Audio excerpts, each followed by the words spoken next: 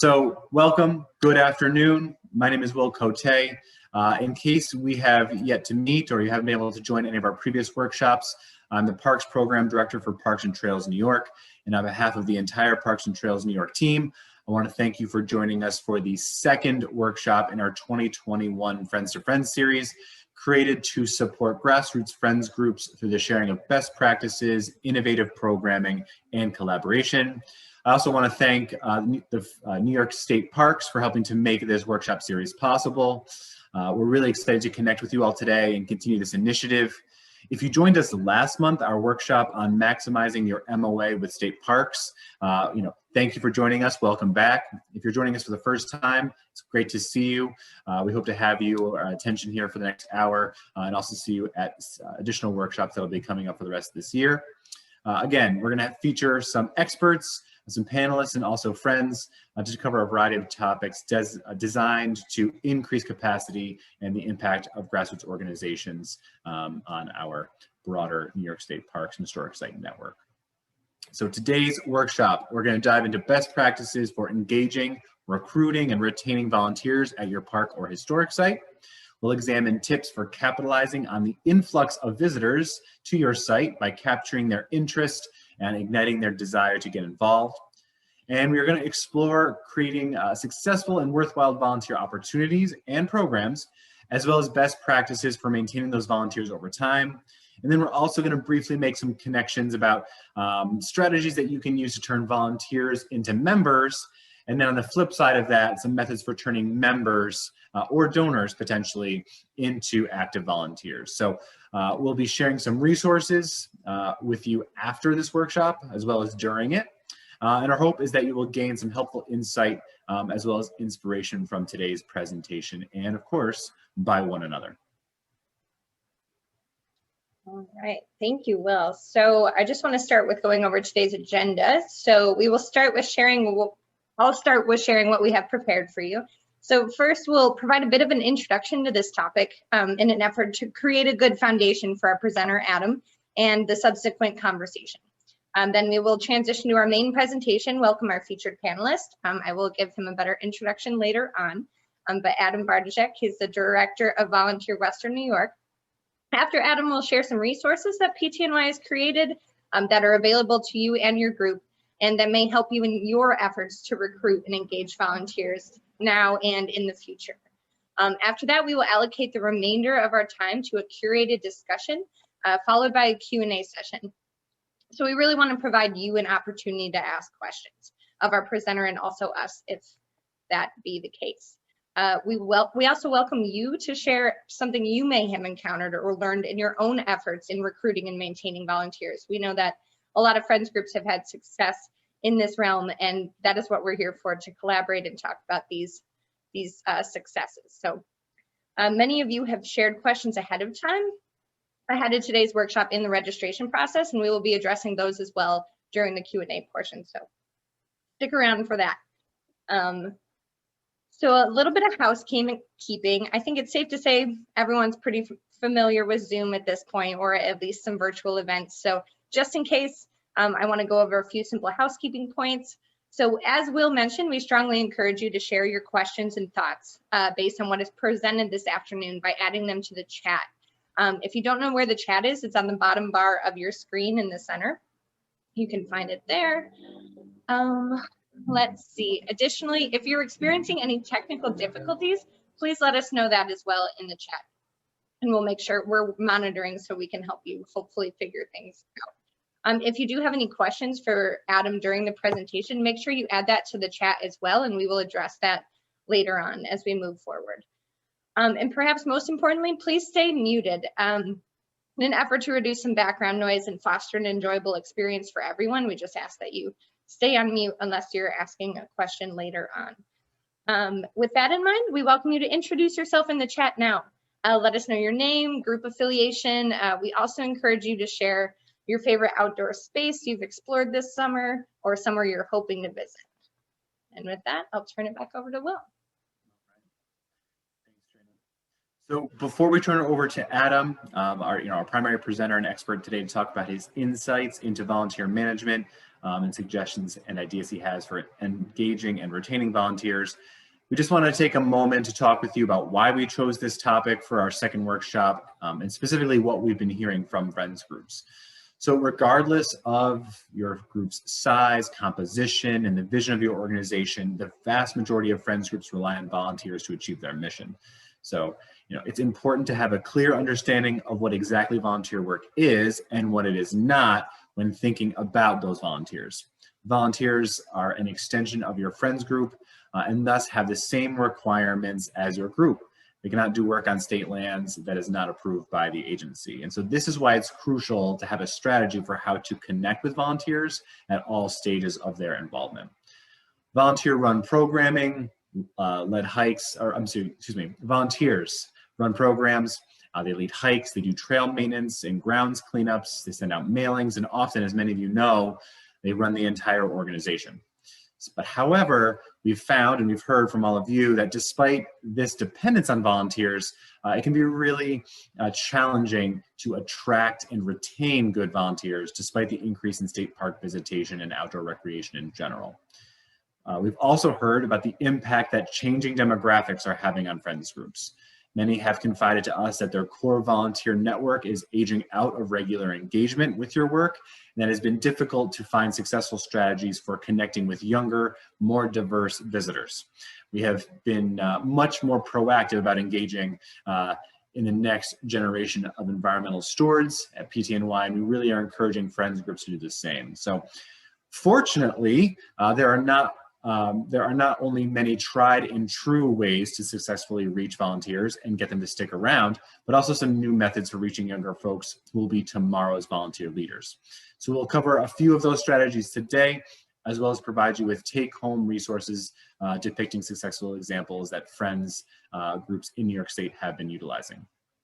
And we wanted to host a workshop early in this series because the warmer weather and longer days during the summer months are a good chance that more visitors are coming to you and you have that opportunity to connect with this broader audience. So year after year, more and more people are exploring New York State's iconic park system and realizing, perhaps for the first time, the importance of these resources and that Friends groups play. So summer presents this perfect opportunity to capitalize on the interest and turn visitors into volunteers. So providing you with these best practices and strategies today, hopefully allows you to capture them before the summer is over. So without further ado, and with that very brief background to set us up, I'd like to turn over to Adam.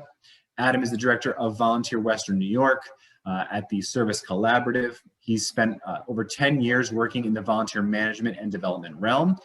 He is a co-founder of the YNPN Greater Buffalo and serves on the Western New York Hockey Officials Association Board of Directors.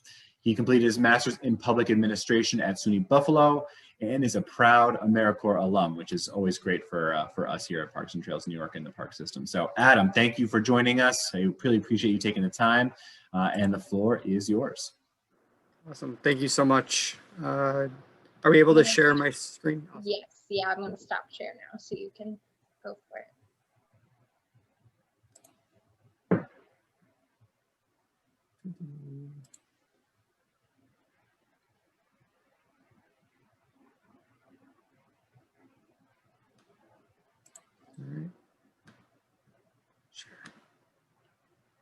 All right, is everybody able to see that?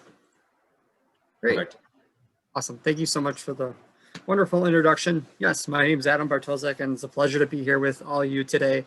First off, I want to thank you for your hard work and efforts. I know these past 15 to 18 months have been very challenging on many of us, and especially with the state parks and lands that we have here in New York State and the beautiful resources. A lot of individuals have had the opportunity to really explore those assets that we have in New York State. And I know there was a tremendous amount of effort on your end to maintain those and sustain those for everybody. So thank you so much for everything that you all do. I really appreciate that personally. And I know many of us here in New York State do as well. So yeah, so volunteer management, I've been involved with this sector and realm now for the past 11 years of my life, professional career.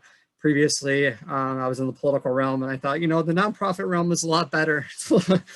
It's little bit better because we're trying to improve the quality of life, and everybody wants to work with you as opposed to against you. So the nonprofit realm really fit with, what my passions are in life. And, I got involved in AmeriCorps, and during that time and during my term of service, I had this really interesting opportunity to engage all nonprofits in the Western New York region. When I say engage, we were funded essentially to create something called a volunteer entity, decentralize all volunteer aspects and volunteer activity within the Western New York region. And ironically, that actually happened throughout New York State. And so that really started my career in the volunteer management and development sector. And in 2011, we were able to essentially do something very unique in Western New York. At the time, a lot of nonprofits and public entities, educational institutions weren't working well together. And when I say weren't working well, there was no centralized location to really bring all this volunteer management knowledge, experience, and connection to one location. So we created, something called VolunteerWNY. I know I've seen friends of Knox Farm. Knox Farm has utilized the system before, and we've participated in several I Love My Park Day events there. But nonetheless, we've been able to, bring all these nonprofits together on this system and essentially building a volunteer connector in the Western New York region, which has really increased volunteer activity quadrupled in the past decade, which is awesome. And that's what we hoped for, and that's what we've been able to accomplish. So when I started out not knowing much about volunteer management, we had about 137 partners that were working together, but we knew we had probably close to 1,000 in the Western New York region. So we brought all these nonprofit partners together on one system. We increased volunteer activity, and we were able to capture that and measure that and record that information, which is really important down the line. We actually want to get it sustained and funded going forward. We've been able to provide all community volunteers, AmeriCorps members, individuals seeking volunteer opportunities within the region, meaningful opportunities. We're able to provide hundreds of those annually, which is an awesome resource to have in our community. And then we've been able to address community needs ranging from, veterans to environmental to poverty to you name it. We've been able to do it and accomplish this through an electronic database, which is pretty cool. So my primary responsibilities really started out really putting that all together and working with all nonprofit agencies in our region to build this centralized database. In addition to that, we launched and included ongoing projects through my organization as well as others, large scale and small scale projects, National Days of Service, disaster relief and response, which we've been a part of. We've been able to build a central hub to address all these very important community needs through volunteer service and management, which is really cool to be a part of. All right. VolunteerWNY is something that I'm really proud of, and it's one of our main accomplishments for our agency and really working with nonprofits in our region. Something else that we also managed to is something called Project Connect and Project Homeless Connect Buffalo, where we bring a sort of a one-stop shop, all services or resources available for individuals who are seeking services and needs that might need them on that day. We have one in the city of Buffalo, we have one in Niagara Falls, and those happen annually. We're also part of National Days of Service. When I say National Days of Service, our National Days of Service are hundreds of volunteers. They're not small. And we, 9/11, we typically work with veterans and active military members and their families, and we rebuild typically homes or have some sort of large scale construction project. And so everybody always wants to use the power tools on that day. And you always have to be a little bit careful, but nonetheless, it's really cool to be a part of. MLK Day, something that we do a large scale village and town food drive. We encompass a few different towns in our region, as well as a few different villages. And we have volunteers essentially go door to door to collect non-perishable items and canned goods every MLK Day. And that could be rain or shine or blizzard in Buffalo, which has happened. All three have happened before. And then we have Family Volunteer Day. It's a cool opportunity to engage families in service with their children. It's a great way to, introduce children to service, which is essentially creates an atmosphere of service as well as a pipeline for volunteers down the road. It's been very beneficial for our agency as well as several other different agencies. And I left off I Love My Parks Day. We've been participating since the inception, which is wonderful. And AmeriCorps and our state office really pushed that. Wanted us to get involved from the start, and we did. And it's actually one of our favorite events to be a part of. So it's pretty cool. So the role of volunteer management and volunteer managers, our goal essentially is to empowering individuals to improve the quality of life for our clients and communities, and providing meaningful and impactful opportunities. I cannot stress the importance of providing a meaningful opportunity. Whenever we offer something through our organization, we want to ensure that the individuals are going to have a very meaningful experience and they understand what kind of impact they're actually making within their own community. That's incredibly important for retention. We have a project that I left out, something called Beds for Buffalo, where we build twin beds from rough cut lumber. And we can bring in any volunteer with or without a skill set in carpentry and or woodworking. And we did that, through very strategic and careful planning, but also ensuring that individuals know why they're serving, why they're volunteering with us, why they're giving us their time for those, typically 2 to 4 hours, and what kind of impact it's truly going to make. When they're done with that bed or building that bed on that day when they're serving with us, they know that a child that is less fortunate, that doesn't have a bed right now, is going to receive a brand new bed, a brand new mattress, and a brand new furnishings. And that's obviously, we understand the benefits, that can do for childhood development, but also providing that security and foundation for a child to actually have their own bed. We have to ensure that that volunteer understands what kind of impact they're making, what they're leaving with, and what kind of experience they have with us during that time. And that can be a challenge sometimes, but that's something that's very important. And I always stress that to many of our volunteer managers, that that's one of the critical roles, because that's going to really bring back volunteers. It's incredibly important if you want to retain that individual. And that retaining that individual doesn't necessarily mean a reoccurring volunteer. That might mean a donor down the road, or somebody that's going to provide monetary support, or have a link to, say, for instance, if I'm working with our Beds for Buffalo project, they might have a discounted opportunity for mattresses that we desperately need. So things happen when you provide meaningful experiences, and I cannot stress that enough. Also, our responsibilities are specific to recruitment and engagement, orientation, training, and support. I try to combine orientation and training into one. Others can space it out or separate those. Evaluating our volunteers and our programming, and then also saluting or recognizing our volunteers.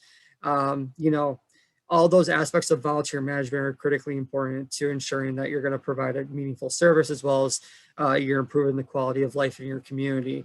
I know there was a few questions regarding recruitment and saluting volunteers. We'll get to those at the end. Regarding limitations, this is very common in the nonprofit sector and public sectors. Limited capacity and support. I think we're all facing that, especially these past 15 to 18 months. Space and facilities, financial resources, small number of clients and or volunteers serving or being served, a limited number of opportunities and tasks, and then limited availability. Got to get creative, got to understand how to get creative with some of the opportunities and impacts that volunteers can make. When people are coming to your organization, they want to help and they're eager to help. You just have to find ways to engage them. Us, especially these past 15 months, we had to transition a lot of our opportunities to remote and virtual. It was a significant challenge on us, but continuing to keep our volunteer base engaged, our corporate partners engaged, was something that we were able to do successfully. I bring up Beds for Buffalo a lot of the times because that's one of our main projects. And, as opposed to volunteers coming in and building the beds, staff actually took on that role. And some of our AmeriCorps members did that at a very small capacity while we were sort of shut down. But nonetheless, our volunteers who were typically with us every week were able to do online donation drives, able to solicit donations and, do online fundraising for us, which we typically would never allow them to do. So, really opening up and being creative and charging volunteers that have been with you or you trust, to really define what you're looking for and define a goal and objective for them. The vital importance of volunteer recruitment. Volunteer recruitment, we're coming out of, hopefully, knock on wood, COVID. It's been a little challenging to re-engage a lot of our groups and community volunteers that have been with us for years. we're starting to notice, for us at least, that a lot of our corporate teams are starting to come back because now they're required to be back in the office. So, which is wonderful, but there's definitely been a shift in how people engage. You know, a lot of individuals are still comfortable with volunteering with us virtually, which is awesome. So we created a completely different realm for individuals to really get involved. Also, we've created other opportunities with our National Days of Service of how individuals can really engage and make a difference in the active military members and veterans, as well as hunger elimination and poverty areas. So essentially, the volunteer recruitment, we want to respond to the needs of the clients and the organization. We also want to promote the organization's vision and mission. Volunteers, as everybody knows here, is the lifeblood of every organization. Without our volunteers, we're unable to build beds every year. We're unable to collect on those National Days of Service. We're unable to rebuild homes. We're unable to serve indirect or direct service through AmeriCorps and National Service. We're unable to fill those needs in the community. You know, my agency alone, the Service Collaborative, we offer 4 different types of AmeriCorps programming, whether that's state and or national. We also offer a youth build program, which is very similar to AmeriCorps, but it's a little bit different population that we serve. But without those programs, what happens to the West New York region, the nonprofits that we really build capacity for? It goes away. How much investment in terms of human capital that we're losing to make a difference in our community would be a significant loss. And not to mention, the flip side of that, what kind of experience individuals in national service are truly having and how that might impact the rest of their lives. So something I hold dear to my heart. I'm an AmeriCorps alum. So, you know, that experience is very important because it's really going to shape, I feel, the rest of your life as well as understanding your community. So the recruitment of volunteers is strategically important in terms of how you really start that process. We're all trying to improve the quality of life for our community, but it really truly starts at volunteer recruitment and how you truly engage individuals. Something I always stress too, defining the need, and this happens with the volunteer description. Be as specific as you possibly can when you're describing what kind of needs there are within what the volunteers will be doing, how they'll be doing, what kind of impact they're going to make, you know, any background or qualifications or characteristics that you want or desire in those volunteers, the responsibilities of the position, specific times and commitments, benefits not only to the community, the organization, but also the clients that you're also serving, and also the benefits to the volunteer. You know, when we got shut down with COVID, our policy was we could bring in a few volunteers, but ones that were internal, ones that would agree to us, you know, a temperature check and a health check every time they walk through the door. And so we had to be very specific on what we were looking for. And then we also had to add in that project, we were looking for individuals who had carpentry and woodworking experience. Prior to that, we never did that with lumber and some of the projects that we offered in the Beds for Buffalo project. So we really had to be specific on what we were looking for, the timeframes, the commitment, but also the individuals that came through our door understood what they were doing and what kind of impact we were able to make, and we were able to keep the program actually going during that time. So defining the need, that can be electronic typically, or you can send that off to your volunteer base, but be as specific as possible. I cannot stress that enough. It's not good when your volunteer description has a couple of lines and a couple of statements. You know, as managing volunteer WNY, some of those opportunities that come through the system, you know, we check each one of them, and you know, sometimes I'll send them back when they have 1 or 2 lines. We want to be as descriptive as possible in ensuring the volunteer understands their role and responsibilities and what the benefits are. So recruitment strategies. You know, referrals, word of mouth, that comes with, you know, providing a meaningful experience. You know, I truly believe that when you do provide a meaningful experience, that information, that experience is going to get around, especially in our region in Buffalo. You know, referrals are one way we do things out here. So, you know, we've had constant corporate teams come back to many of our projects and year after year, which is great. But why does that happen? Because you know, this individual might share their experience with another. And if they have a very good experience with us and they learned a new tool, or, you know, they were able to collect this amount of food that really benefited our food bank, you know, that gets around, and that really, it helps us and makes our lives easier as volunteer managers when we have individuals that want to volunteer with us. Cultivating corporate partnerships, that's been critical in some of the development aspect.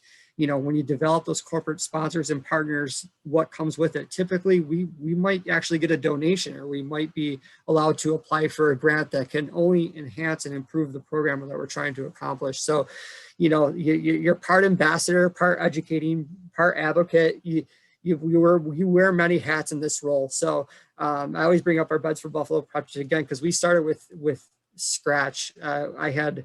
I had just a donation of lumber, and our budget was essentially in the red. So we had to figure out how we we're going to close that gap with some of the things that we need going forward.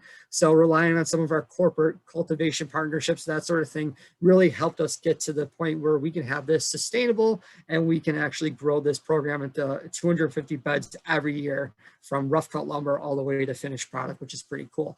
Schools have been great. Universities have been wonderful in our region. We have a lot of them, so it's a little bit easier for us, but really tapping into those volunteer groups, those sports teams, those civic groups, you know, and finding the right contact. University of Buffalo, one of the largest schools, well, the largest school in the state of New York, you don't know sometimes who to contact because it's so large. so making those points of contact and understanding who you're contacting and, you know, what program, that sort of thing, is very important. Working with service learning professors and service learning departments, you know, volunteerism just doesn't happen on site, in the trails, in the parks, at the wood shop. It also happens behind the scenes. When I say that, we've had university students really truly analyze many of our programs and really build capacity and address some of the gaps that we might have had, whether those might be financially, whether those might be just workflow, you name it. There's a lot of bright and capable individuals that are willing to serve in a different capacity. We have a group of engineering students that are going to be coming along with us for Beds for Buffalo. They're going to analyze our process and the design of the bed. And so we've been trying to really modify a sort of an important aspect in terms of transportation. Our headboards and footboards are connected to a post. Everything else can break down, but our headboards and footboards. So we want to be able to essentially break those down and put those in a car a little bit easier. And so the engineering students are going to do that for us, which is really cool to tap into. And it's an incredible resource to have that capacity and that support within your own backyard. And I think, you know, everybody else has the opportunity to do that. It's just sort of finding out who the contact is. And then groups, obviously, several different groups that we get, you know, just engaging and cultivating those partnerships are extremely important for the sustainability of what you're trying to accomplish. I'm a big advocate, obviously, of VolunteerWNY recruitment software. That's really changed the game for us in our region. A lot of the organizations that we work with that are on the system, you know, I have not had any problems posting any of our projects prior to COVID, during COVID, and after right now. In terms of the needs we have in utilizing the software. If you don't have a VolunteerWNY in your region, there's always Volunteer Match, there's All for Good, there's a few other systems and national databases that are out there.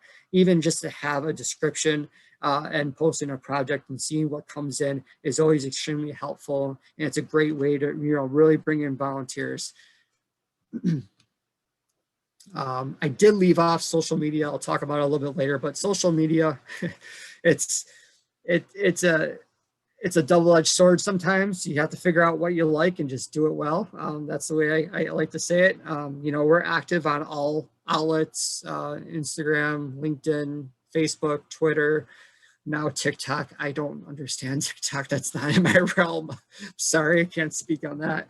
There's Snapchat, again, sort of not my expertise, but nonetheless, we are addressing those areas, and we have different audiences for all those different platforms, and there's different language. And so you have to be very strategic and intentional on how you essentially utilize your time, because you can get lost in the weeds with that, but also, you know, what you're trying to accomplish on social media. And that's something I'll get into in a little bit. So again, volunteer recruitment, building relationships, asking questions, setting expectations around the need, what you expect from the volunteer, defining the roles, and then orientation, training, and support. This is something I do together. When individuals arrive for many of our projects, they're eager to serve. A lot of people or a lot of my colleagues would like to talk a little bit longer. I try to get to the point and just go, because I understand their frustrations if they're sitting there for 30 minutes and they're supposed to be there for only 3 hours. So I try to just give a brief orientation on who we are, what we do quickly, and then, what the tasks are of the day, what we're going to be accomplishing. And then if they're working with power tools, obviously understanding their expertise or experience with power tools, but giving them a safety overview. That's really important because we have some of our youth build students holding a staple gun there. So we got to be a little careful. But you want to cover your history, your organization, the programming, the populations that you serve, what you do in the community, any policies, rules, procedures, and then how your contribution matters in terms of the volunteer, what they're doing, how they're going to really impact, again, the community, the service that they're accomplishing, the clients that they're serving. Orientation and training is always an ongoing, to me, it's ongoing engagement. When we have volunteers at our projects, I like to talk to them when they're actually serving, just to see how everything's going. And just to keep up to date, especially with our corporate partners, sort of how you keep them engaged. Any new volunteers, you want them to feel supported, you want them to feel welcomed, and that's what we try to do. We always have volunteer leaders in our project, incorporating them. They can be stewards for your organization, ensuring that they can actually, provide that history and that support along with staff as well. So it's a wonderful aspect and an addition to have. And we just started incorporating volunteer leaders in the past 2 years, and it's working out really, really well for us. Training, again, is probably to come along with the safety overviews. When you're given the training, you want to focus on task-specific, obviously, roles and responsibilities tailored to the volunteer description. You're always going to put the training aspect and this task-specific things that the volunteers will be doing in the volunteer description. Types of training, something that we've been able to expedite with our training. And again, I'm going to bring in our beds project, is that we have tablets that we videotape, or we have recorded all of our tasks and our steps of our process with building a bed. So volunteers can actually just turn on the tablet. They can check out what they're supposed to do. It's very descriptive, very detailed. And then volunteers can, perform the task. We're not putting them on chop saws and table saws.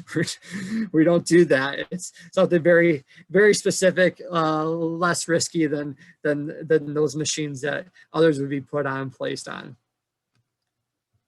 Supporting volunteers, how to support, again, it's something that's always ongoing, just like training and orientation. Always talking to them, finding out, a little bit of information on who they are and what they do. A little bit personal, obviously, but something we like to do, at least I like to do, ensuring that they understand what kind of meaningful impact and role that they're serving in their time and how valuable it is. Put in individuals with other volunteer leaders, other staff members to take the next step. A lot of our volunteers, when they come back, we start them off with something very minimal and something small. Then we can provide them with more responsibility and more ownership of the project, which essentially gets them to a sort of a volunteer leader status where we can trust them, ensure that the job's going to get done, and they understand all aspects of our project and our programming, but they also can communicate that very effectively with the volunteers that are serving for the first time or second time, hopefully, with us. So ownership is really important in supporting volunteers. We want to get them to them owning the project, them having a stake in the game. Social media, mentioned this. So, volunteer managers and, individuals in this realm that, work in this realm, we're trying to maximize our time and then, really be effective with that use of time. Something, again, we do all outlets, social media outlets, and we have it sort of set up around the agency where individuals take on this outlet and that outlet. So I'm typically always on Facebook with our responsibilities, Facebook and Instagram, and we do that pretty well. And we have brand content and brand strategies as an agency. So we have specific brand guidelines that we have to follow, and that gets really technical, but there's a purpose for that, but it's like how you spend your time, right? So, but nonetheless, whenever I post on Instagram and Facebook, we want to ensure that we're highlighting what the volunteers are engaging in and what kind of impact they're actually making in the community and how their service is impacting our community and making a better Western New York. It's really important. We do a lot of live stuff too in the past, especially on our National Days of Service where we're live. And we go live and we stream everything that we're engaging in. But something to mention too, We maximize MailChimp, which is an email database service that we can do newsletters and other items that we can just send out to and blast out to our mailing list. Canva has been a lifesaver for me. I cannot stress this enough.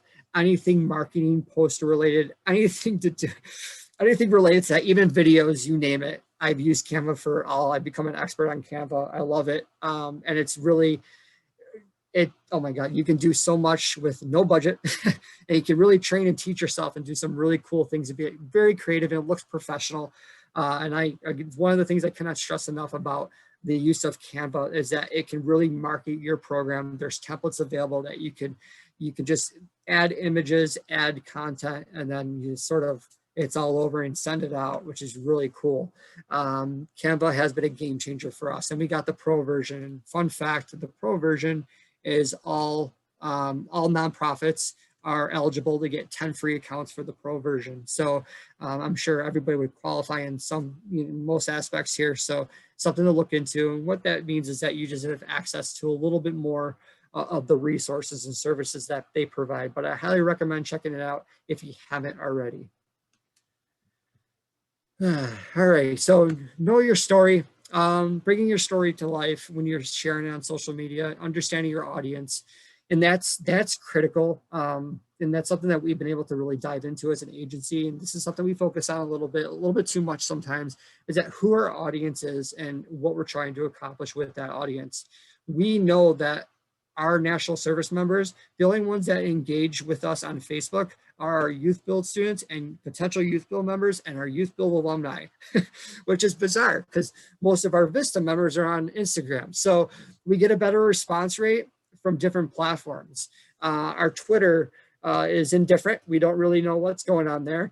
Beds for Buffalo does really well on Facebook. It doesn't do well on Instagram. So it's what and how you're using these services. And a lot of agencies invest a lot of time.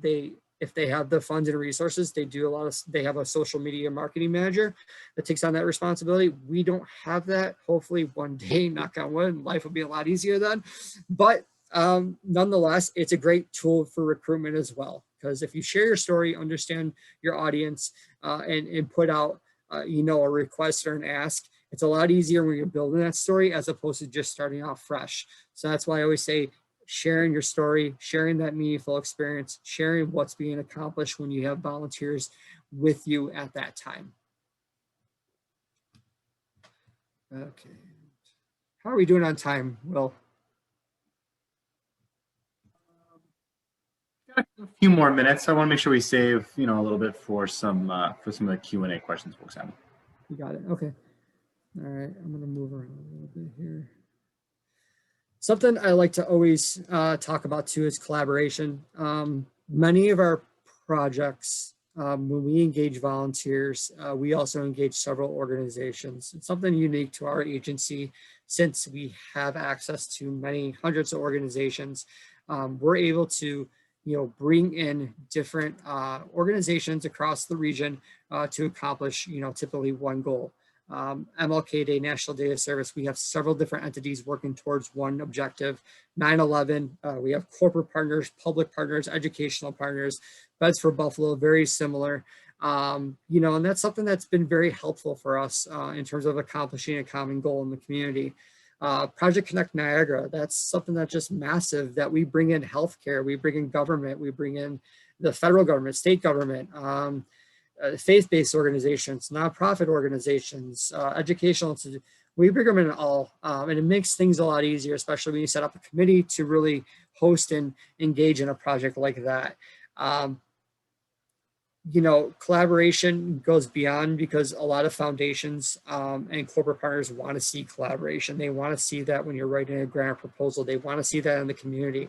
It's very powerful. It also it's a pipeline for volunteers too, and that's the wonderful thing. When you're collaborating on a common goal, a common project, or if an agency's benefiting from your work, they're going to bring along volunteers too.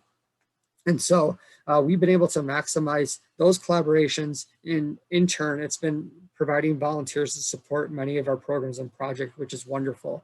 It's been very helpful, and our collaborative efforts have gone above and beyond. And I couldn't be happier. And I try to make that, we can never do things alone, especially with the limited resources within our nonprofit. You know, we can maximize those resources with more support and more organizations involved. And that's something I always try to do and accomplish.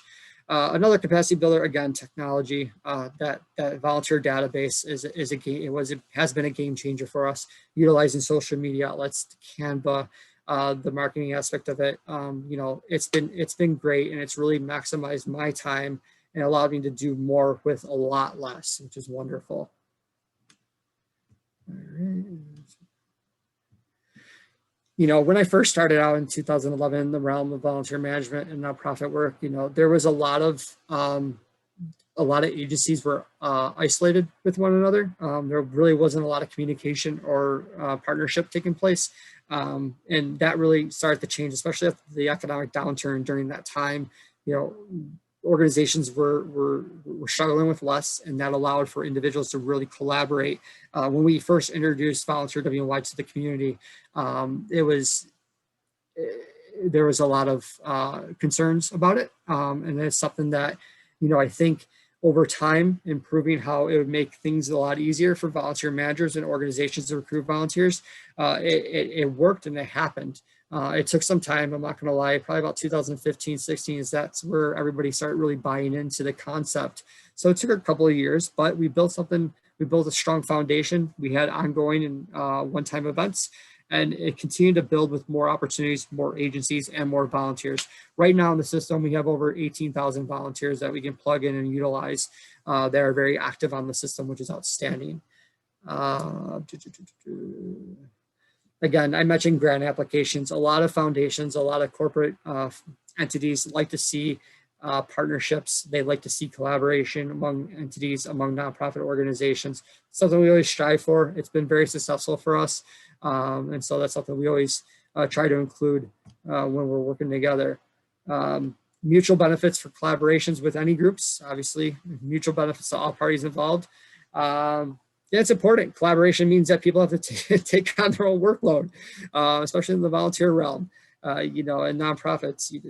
Working with committees, working with organizations that are going to share the workload and, you know, contribute to the overall progress of what you're trying to accomplish is incredibly important. So just ensuring you have the right people at the table is what I'm trying to say. You know, everybody's competing for funds too, and I understand that, and it might be a little bit different with you guys, but you know, maintaining distinct identities, that's something that's important too. We won't get into that, but it can happen from time to time. All right, move forward here.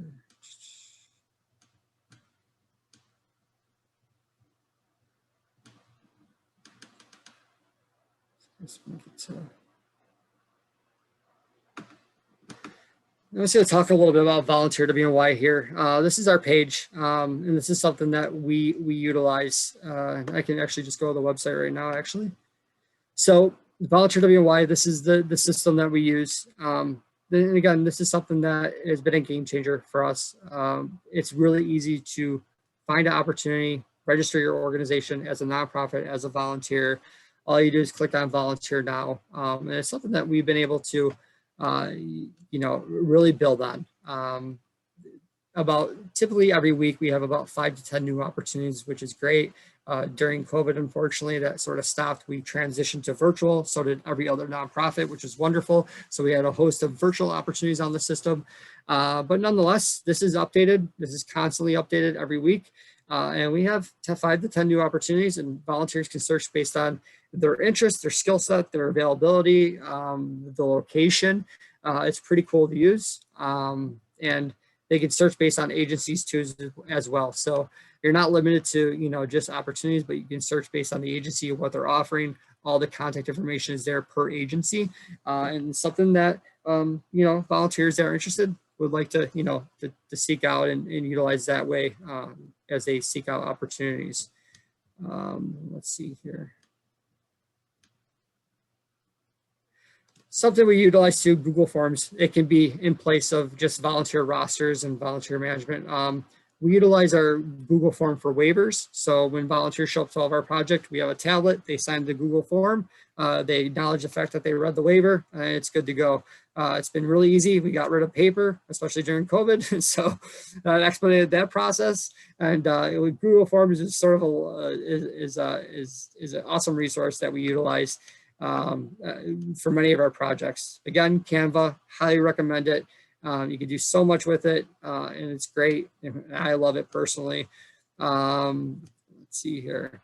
MailChimp and SurveyMonkey, any feedback and evaluation. Just to talk about evaluation and recognition real fast. You know, when we evaluate our volunteers on our projects, ensuring that they're safe, number one, because a lot of our projects involve power tools and construction materials. That's the first and foremost priority. But number two, ensuring that they're actually performing the task correctly. That's why we have the volunteer leaders to evaluate what they're doing, to get their feedback and see if they're, you know, struggling or anything else, to provide a little bit more support when they're engaging. Usually the evaluation really takes place when they're serving with us, and then a post survey that they'll receive afterwards based on their experience. We do that either through MailChimp or SurveyMonkey, or the system that we have does it itself. It sends out a post survey for volunteers to evaluate how we were, as well as how their experience was. All right, just leave a little bit more time for questions. So. No worries, Adam, I appreciate it. You know, you've covered a lot of information here for you, which is nice, because we're going to touch upon some more of these questions and dive in a little bit deeper here. But I think you gave a nice arc overview of kind of like the life cycle, if you will, on some of the pitfalls to avoid. So I really appreciate it. Right before we jump into this curated Q&A, I will mention that as part of the follow-up, besides this recording of the workshop that we'll send to you, Shayna and I have found some other resources that have existed from PTNY's back history here. So we're gonna send you some Friends in Focus handouts. One is Creative and Successful Volunteer Outreach Efforts, and another will be the 7 steps for creating a formal volunteer program. What's nice about those resources is that they are specific to what some Friends groups here in New York State have done. So just kind of give you a quick sense. You can tie it back to what Adam has elaborated on. And then of course, if you have any other questions, you know, please feel free to reach out to Shane or I, and we can kind of assist you a little bit further from there. But let's dive into some of these questions, if you don't mind, Adam. So this is what we call the lightning round. I'm just going to throw a bunch of questions at you, you know, and just feel free to elaborate as you like. But we asked, you know, folks as they registered what they wanted to learn a little bit more about. You've touched on it, but again, sort of as a framework for where Friends are coming from. Suggestions or tips you have for engaging and pulling in younger adults. I know you mentioned you could reach out to like your college or your university and those types of things, but beyond that, other strategies that you would recommend? Yeah, so Family Volunteer Day has been an awesome event that we do twice a year, and we're restarting that now. Highly recommend it. Engaging families and incorporating service into that foundation will bring, or at least get kids interested in volunteerism and service. Not to mention that they have volunteer service hours throughout high school or grammar school, whatever. Many educational institutions, especially at the younger levels now, have some sort of volunteer requirement. So you build that relationship. That parent, you know, as much as I get a little upset when they call and little Johnny has to complete volunteer service hours in 2 days, you know what? They're going to call you. And if you build that relationship, you're going to get those volunteers. Going the extra mile, we've been able to cultivate a lot of volunteers, especially our younger volunteers that now volunteer us throughout college, and then they're back with us afterwards, which has happened now, which is pretty cool.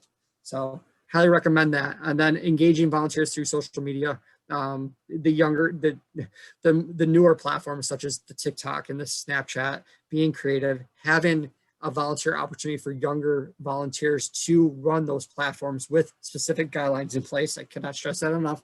And really that would allow them to engage their peers. And that's something that we've been able to do, working with high schools, working with academies of finance, participation in government groups, civic groups. We've done it all. And that's something, you know, we built those relationships. So cultivating that relationship too is important. I think you make a good point about, you get that last minute call, so-and-so has to complete X number of hours and they have 2 weeks to do it. And they sort of expect you to make that happen, but there's a value in being willing to make it happen because you've really pulled them into the fold and sort of demonstrated your willingness. Have you, not necessarily you specifically, or volunteer WNY, but in general, is there value in having like youth-led volunteer activities where you set up like a monthly, or I'm just spitballing here, but like, you have like a regular opportunity for teens or younger adults to engage? Or do you find that it's really better to just sort of see them from an early childhood age through like their young adulthood individually? Yeah, so that's a great point too. We can actually break that down with some of our projects. So OSHA requirements unfortunately hinder some of our younger volunteers to utilize power tools. They want to engage in service, so we can't have them on a chop saw or table saw or even a sander. So we have to have them painting per se. So we'll have youth specific opportunities on painting days. And that's something that we've been able to do. And then we have obviously the support and personnel in place. But nonetheless, yeah, it's something that we've been able to separate and engage younger volunteers without parents, without supervision, and they're here with us. And now we provide that experience for them. So in a sort of similar vein, Teresa from Walk Me Over the Hudson had asked a question, which sort of piggyback off of that a little bit, suggestions, tools to motivate inactive volunteers. They were really involved for a while, maybe their life circumstances have changed or whatnot, but they really want to get those folks back who are familiar and knowledgeable about what the organization is doing and the work that can be done. Any other tidbits, little nuggets of gold you'd suggest for pulling those people back in? Yeah, and assessments, right? Finding out why individuals left your organization, finding out why they're not volunteering with you anymore. Most likely you're going to find out that it wasn't based on their experience with you. It was something else that caused that situation to change. So that's something that first and foremost, I would suggest, and then re-engaging them in a capacity and really being specific on what need you have and asking them if they can help out. Put in that not feeler out there, but saying we have a series of objectives that we need to complete. We have, this trail that needs to be maintained. Is this something you can do? It has to happen by X, Y, and Z.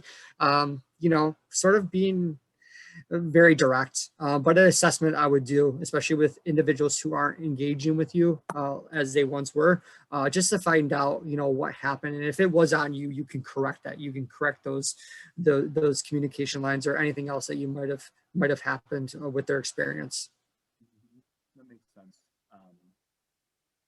Speaking of something that I know other folks have mentioned, when they register, but something that PTNY has dealt with specifically is the debate, how often is too often to be engaging?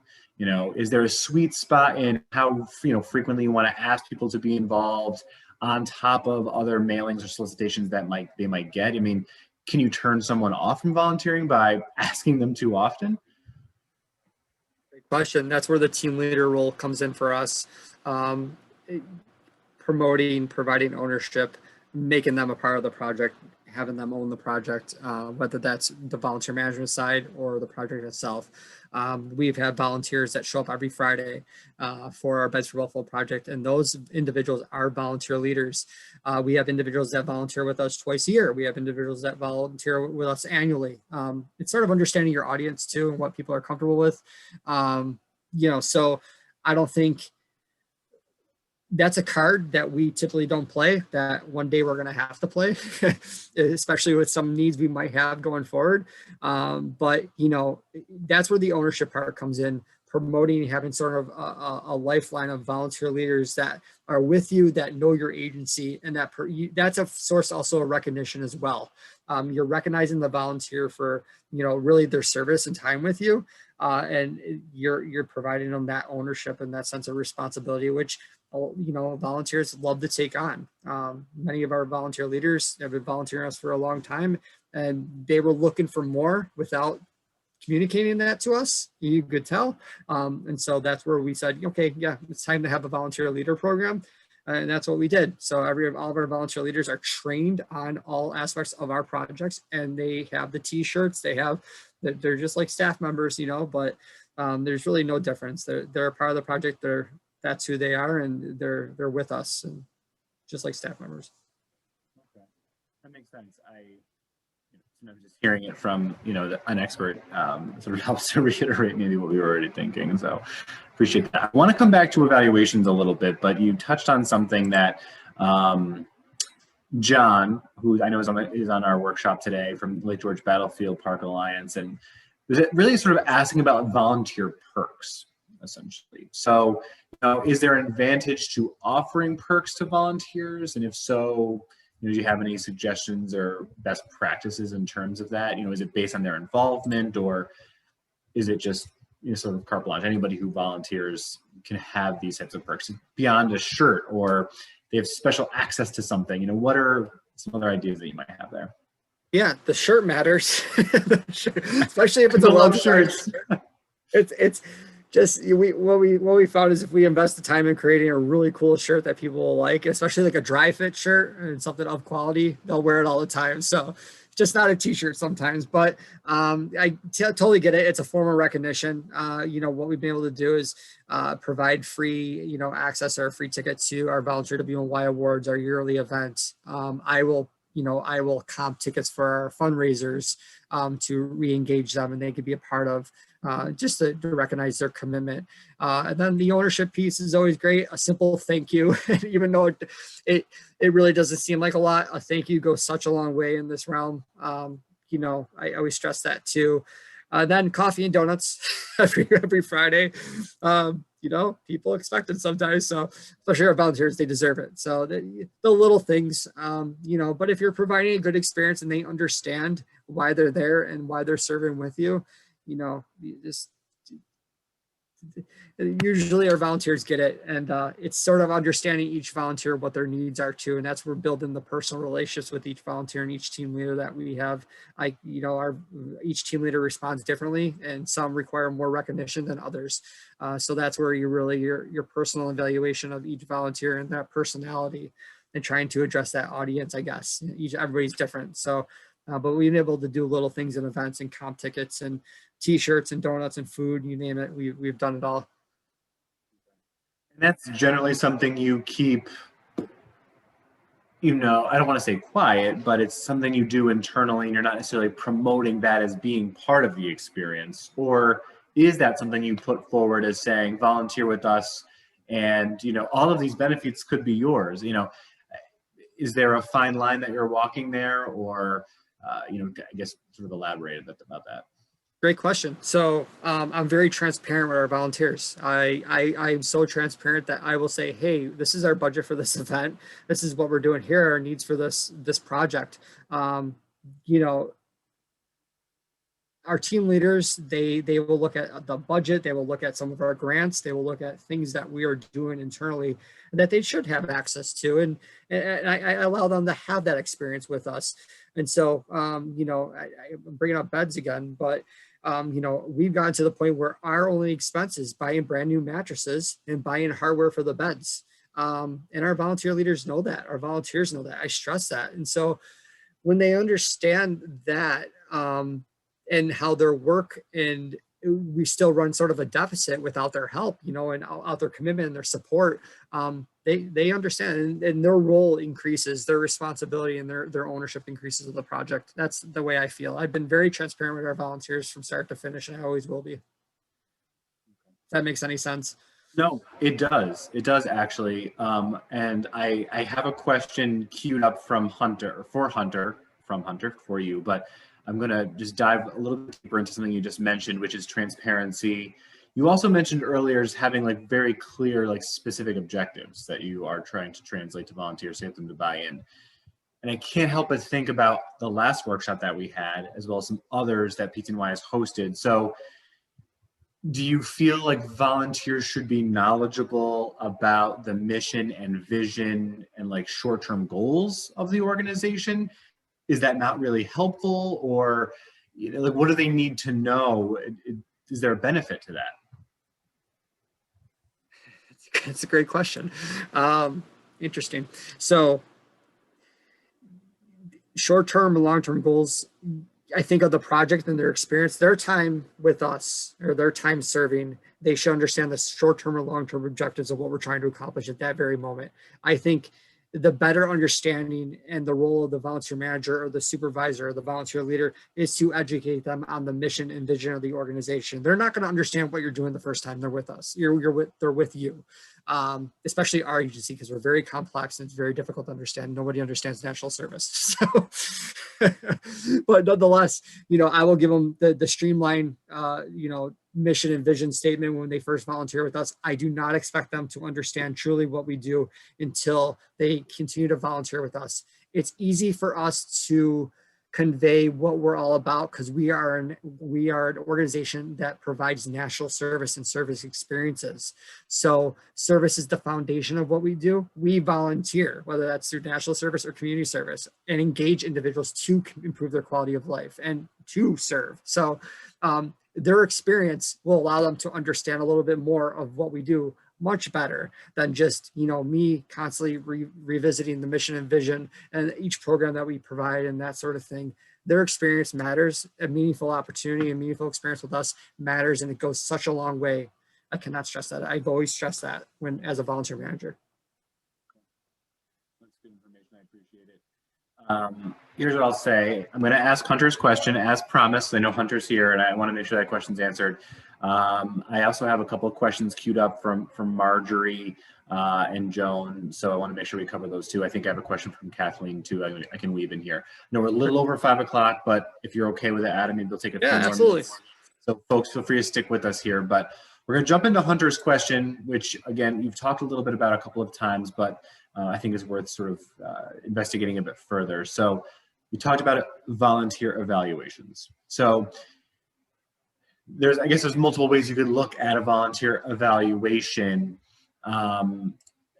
Is there a benefit for doing the evaluation from the organization's point of view as opposed to what the volunteer got from it? Does that make sense? We're doing the evaluation. You want to know how that volunteer's experience was and get that feedback, but that can aggregate certainly, but is there benefit to evaluating them in a broader sense so that the organization can learn from that? Yeah, especially personality and dynamics with groups and certain individuals and certain volunteers that we've had at our projects.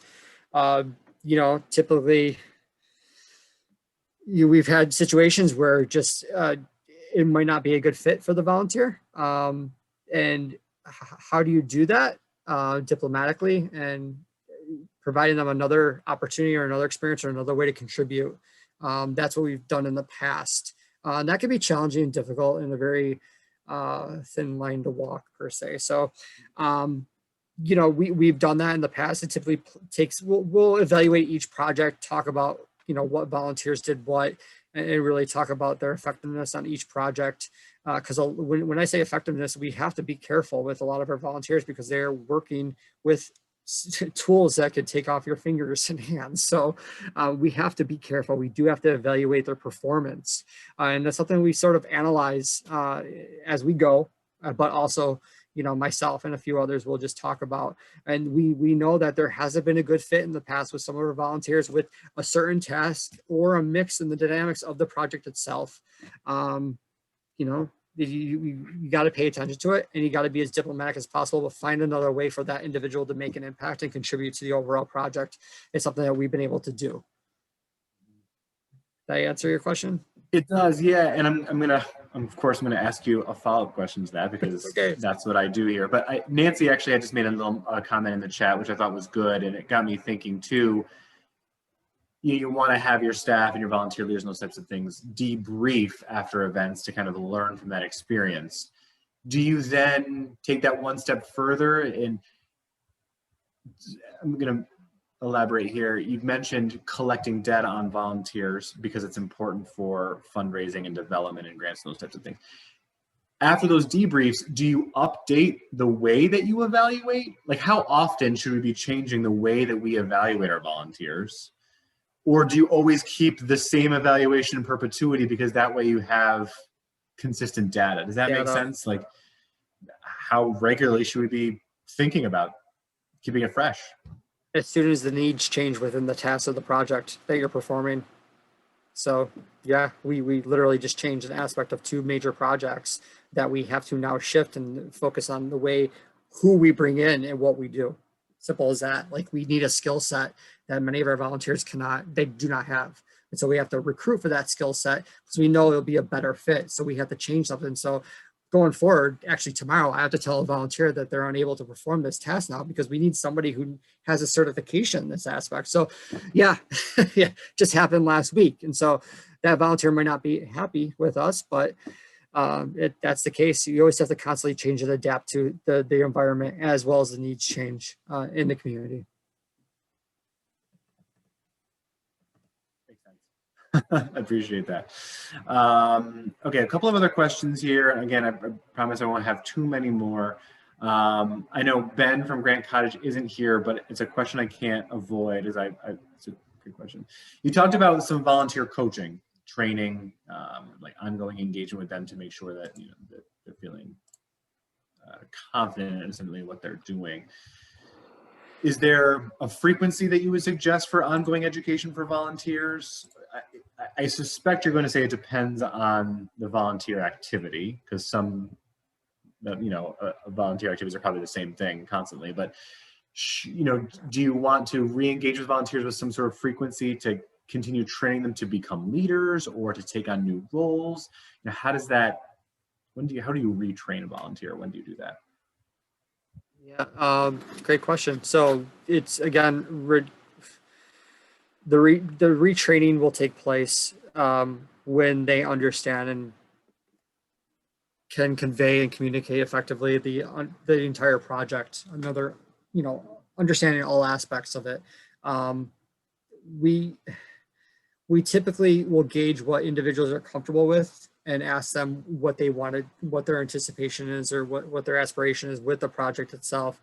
And, you know, especially MLK Day, we have individuals who just simply collect food the first year. Then going forward, they take on a larger responsibility. And that's something that we sort of gauge throughout the year. And then, you know, educating them on what we're doing, what we want to accomplish, and bringing them into the mix and seeing if they're willing to take ownership, a larger ownership and larger responsibility in the project, but then sort of shifting their mindset and bringing them on sort of the back end of the development side for our projects and seeing if they could assist with that. The retraining takes place not only on tasks and skills, but also what kind of professional skills they actually might have to help us on the back end in the development and the planning phases and that sort of thing too. So, you know, we try to bring people along so they understand every aspect of the project. So retraining sort of taking place all times, especially our beds project. People are gonna, once they first start with us, their first 4, 5, 6 weeks, they're not gonna be doing the same thing. And that's pretty cool. We've had success with that because it allows everybody to understand the project, that we can sort of see what they're interested in doing and, you know, move them along and whatever they decide to do. And, you know, they can be volunteer leaders, so they can continue to do just sanding or painting, whatever they're comfortable with. We sort of give them that option. Self-sorting to some degree goes a long way. Okay, makes sense. People like to do the work that they like. You know, we all gravitate to those things that we enjoy the most. So I know we're running a little long. I had one more question that I had written down here, and it was just about volunteer acknowledgement and appreciation from Casey down at Hunters Point Parks Conservancy. And you did talk a bit about this.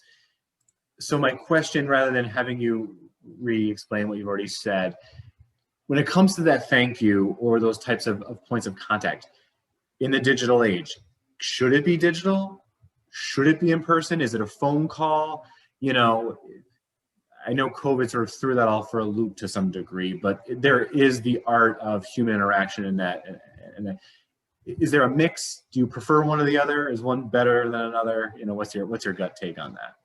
Based on the audience, you know, some individuals I feel I would just give a call. I always do a snapshot after all of our projects. I'll do like a project snapshot I'll develop on Canva, and, you know, just to provide a few pictures, provide an update on what they accomplished during that time, the conversion of service hours to monetary value, all the outputs that, you know, you collect. And again, I'm a big data data dork. So all those outputs that we collected that the volunteers like to see, you know, they want to know that they collected X amount of items or pounds of food on MLK Day, or they built, you know, X amount of beds or touched X amount of posts or side rails, or they want to see that because their service, their time matters. And so if they see that output, they don't get to see the bed being built from start to finish on one project. That happens over sort of a few months. So how can they visualize that, right? And so we set a snapshot, and that goes a long way. I think that's been one of the reasons why we've been able to retain volunteers in that project alone since 2016. We have everybody's always coming back, which is awesome. Well, I love that. Shane and I are both nodding because we should do that. I mean, we do that for my park day. It's not the same. I think what you just said here touches kind of upon multiple things that you've lined up for us, which is, you know, it can be in person, but it can be digital. It's a broader snapshot of what they actually did so they can see the completion of the project. But then you made a really good point too, where you said you then have to say how many miles of trail did they clean up, or how much trash did they pick up. You've then quantified the impact, which is helpful for them, but then it's really helpful for our friends groups too, who can then say, we did these things, these are our outcomes over the course of the year, and it tees them up for a grant application or reach out to a local sponsor or those types of things. So I love that. I'm geeking out too, which is always a good thing. At least for me, Shayna's like, oh gosh, we have to hear about this tomorrow for 20 minutes. So no worries there. So we'll probably put a pin in it here. I know we got to a lot of the questions and we covered at least almost all the topics that folks had sent to us in advance. So I will just sort of take a moment to wrap up here. So thank you all for joining us today. I hope you enjoyed those workshop and the conversation as much as I did. And Adam, thank you so much for your insights and providing us this wealth of information. It's been really helpful, and I know our friends groups are going to benefit from that as well. So just for everyone, just for your information, of course, we'd love to hear from you. Feel free to email us. We'll be sending you a follow-up email in the next day or two. It will have a recording of this presentation as well as those resources from PTNY that we mentioned a little bit earlier. We're also going to send you a sort of a calendar reminder for the third workshop in our Friends to Friends series this year, to be on Thursday, September 23rd at 4 o'clock. It's going to be about the National Heritage Trust, which is a foundation, if you will, that is associated with New York State Parks. So we want to have Sally Drake, who's their executive director and a longtime staff person with State Parks, come on, talk to you about what the National Heritage Trust is, and also talk about ways that friends groups may be able to work with the National Heritage Trust to leverage some of their own fiscal goals, if you will. As always, Shane and I always say, stay in touch with us. Feel free to send us any questions you might have. If you have any events coming up that you'd like us to promote on our social media, we're happy to do that. I think Adam's absolutely right when he said about social media outlets. It can be a lot to take on, so you kind of have to pick and choose. But the work that a lot of friends groups do is very visual.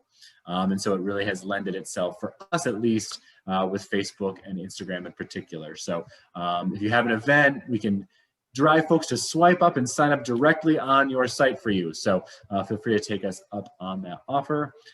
And I think that's it. I think I've covered everything Shayna says I have. So thank you all for joining us. Appreciate it. Adam, thank you again. And everybody have a phenomenal summer evening.